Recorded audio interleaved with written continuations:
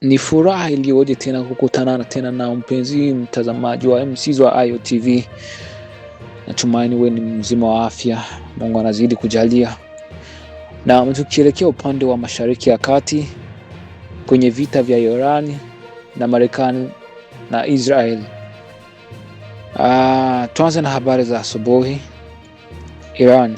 Walinzi wa mapinduzi wa Iran IRGC wamesema wamefanya mashambulizi dhidi ya ngome zinazomilikiwa na makundi ya upinzani ya Kikurdi ya Iran katika jimbo la Suleimaniyah nchini Iraq.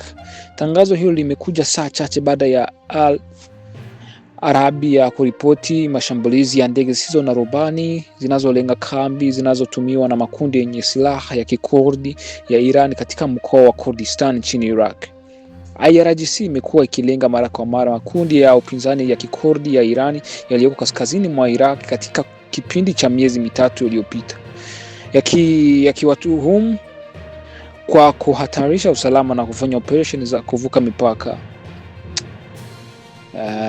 Hilo ni tangazo la jeshi la mapinduzi la IRGC, wakisema kuhusu mashambulizi walioshambulia kwenye ngome zinazomilikiwa na kundi ya Wakurdi. Kumbuka kuwa Wakurdi ni kabila ni kabila la Wakurdi, hilo linaishi. Kuna Wakurdi wanakaa ndani ya nchi ya Iran, wengine wanakaa Turki au Uturuki, nchini Uturuki, au ndo Marekani inapenda kutumia na Israeli kuwasaidia kupambana na serikali ya mapinduzi. Na Iraq, drone inayodhaniwa kuwa ni ya Israel au Marekani imeangusha ikiwa kwenye anga la Iraq. Ikumbuka kuwa Iraq imelifunga anga lake baada ya Iran kuanza mashambulizi dhidi ya Israel usiku wa kuamkia leo. Rais wa Marekani Donald Trump amezitaka Israel na Iran zisitishe makabiliano yoyote kati yao. Trump amesema kuwa nchi hizo zote mbili zimefanyana mambo ya kutosha na kwamba kwa sasa zinataka nchi hizo zifuate njia ya kidiplomasia. Trump pia amemtaka waziri mkuu wa Israel Benjamin Netanyahu kutoyajibu mashambulizi ya leo ya Iran kwa kuwa hakuna mtu yeyote wa Israel ambaye ameripotiwa kuumia hadi sasa. Mwendelezo wa Trump na Israel. Rais wa Marekani amekasirishwa sana na kitendo cha waziri mkuu wa Israel Benjamin Netanyahu kuamuru kufanyika kwa mashambulizi mjini Beirut wakati ambao Marekani ilikuwa inategemea kufikia makubaliano ya amani na Iran wiki ijayo. Imeelezwa kuwa Trump alijiandaa kutangaza makubaliano na Iran siku za mwanzo za wiki ijayo baada ya ujumbe wa Pakistan kuelekea nchini Iran hii leo kama njia ya mahitimisho ya mazungumzo hayo. Hata hivyo, mashambulizi ya leo ya Israel mjini Beirut yamempelekea wasiwasi mkubwa juu ya makubaliano hayo kama yatafikiwa. Imeelezwa kuwa Israel ilifanya mashambulizi ya leo mjini Beirut bila kushirikisha Marekani.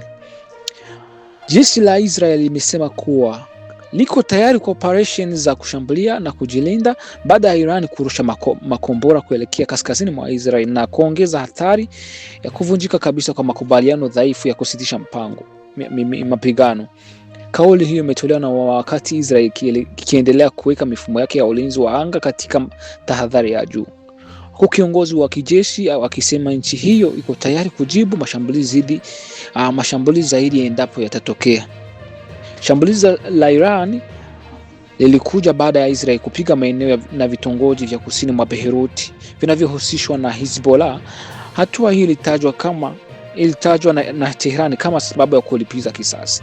Taarifa za awali kutoka kwenye vyombo vya usalama vya Israel vinasema kuwa Iran ilirusha takriban makombora 10 ya balistiki kuelekea Israel, lakini mengi yalidunguliwa au kuanguka katika maeneo yasiyo na wakazi bila kuripotiwa uharibifu mkubwa.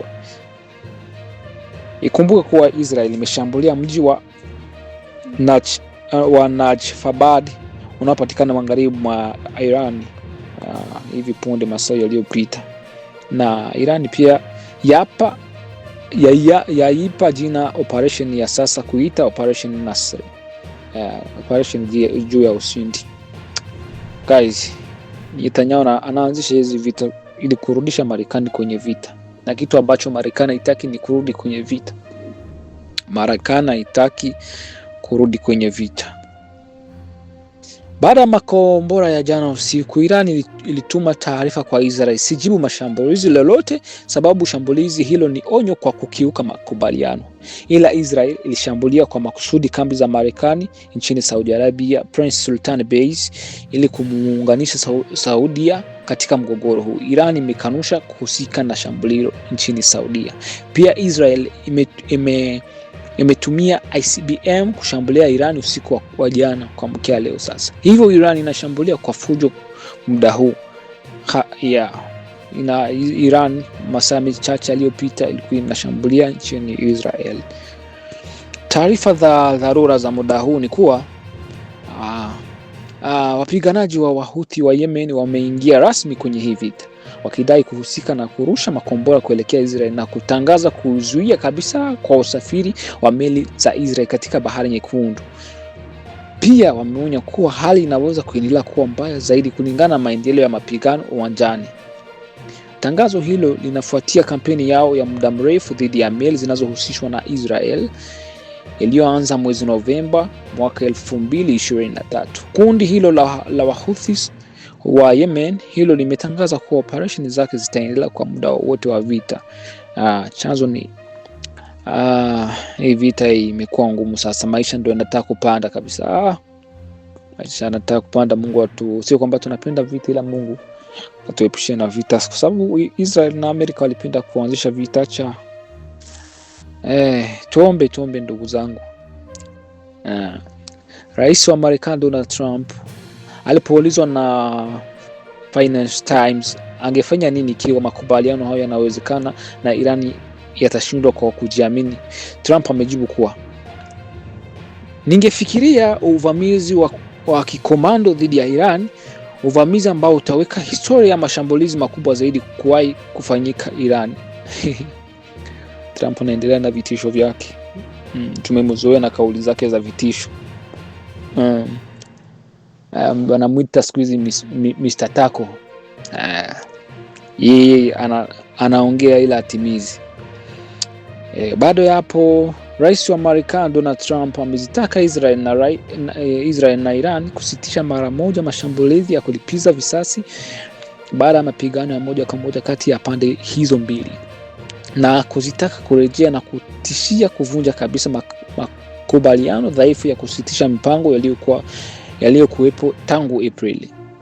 Katika ujumbe wake wa hadharani, Trump alisema, Israel and Iran must immediately stop shouting, ikionyesha kuwa wasiwasi kuwa mzunguko mpya wa mashambulizi unaweza kulisukuma eneo la Mashariki ya Kati kwenye vita kubwa zaidi.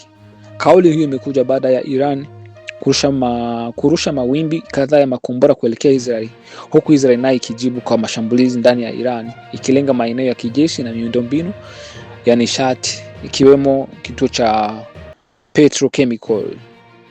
Ndugu zangu, acha niwashukuru kwa taarifa ya muda huu. Taleta taarifa zingine za nchini kwetu Kongo masaa machache baadaye. Acha niwashukuru, asante.